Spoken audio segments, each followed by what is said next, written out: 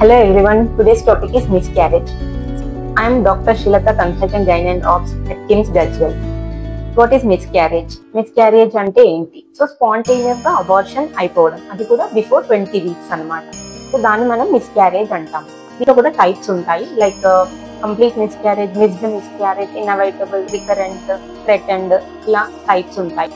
So ఈ types లో recurrent miscarriage అంటే 3 times అంటే కంటిన్యూస్ గా 3 times అబార్షన్ అయినప్పుడు మాత్రం you should consult doctors and మీరు ఫర్దర్ గా ఇన్వెస్టిగేషన్స్ కూడా చేయాలి. కంటిన్యూస్ గా రికరెంట్ ప్రెగ్నెన్సీ లాస్ అవుతున్నప్పుడు ఫర్దర్ ఇన్వెస్టిగేషన్ అనేది చాలా important.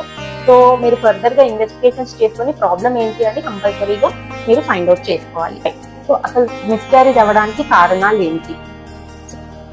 So most common cause వచ్చేసి క్రోమోజోమల్ అబ్నార్మాలిటీస్ అండ్ తర్వాత maternal health issues like hyper tension, diabetes, thyroid problems లేదా ఏదైనా యూట్రైన్ అబ్నార్మాలిటీస్ వల్ల కూడా మనకి మిస్క్యారేజ్ అయ్యే అవకాశాలు ఉంటాయి.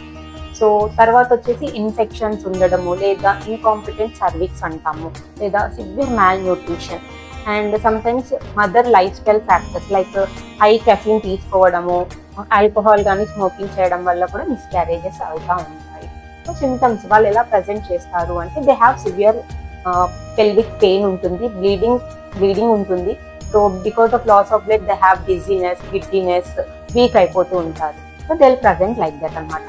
సో చాలా మంది mother fault, because mother stress వల్లనో, ఎక్స్ప్రెస్ చేయడం వల్లనో, సెక్స్ చేయడం వల్లనో మిస్క్యారేజ్ అయిపోయింది అని చెప్తుంటారు.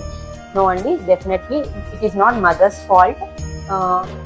మోస్ట్ కామన్ చెప్పాను కదా, క్రోమోజోమల్ అబ్నార్మాలిటీస్ వల్లనో, ఇన్ఫెక్షన్స్ వల్లనో మిస్క్యారేజ్ అవుతుంది, మదర్ ఫాల్ట్ ఏమీ ఉండదు.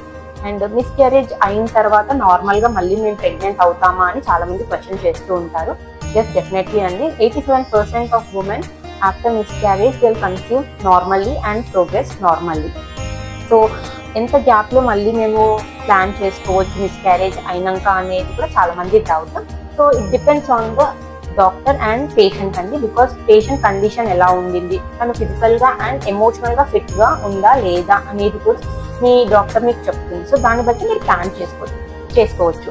సో జనరల్లీ ఆఫ్టర్ మిస్క్యారేజ్ మీకు పీరియడ్ వచ్చిన తర్వాత నార్మల్ గా మీరు ప్లాన్ చేసుకోవచ్చు, but depends on the patient అనమాట. సివియర్ మాల్ న్యూట్రిషన్ ఉంది, సివియర్ అనీమియా ఉంది, సో ఇంకేదైనా రిస్క్ ఫ్యాక్టర్స్ ఉన్నాయి అన్నప్పుడు you should correct that risk factors and after that you can plan.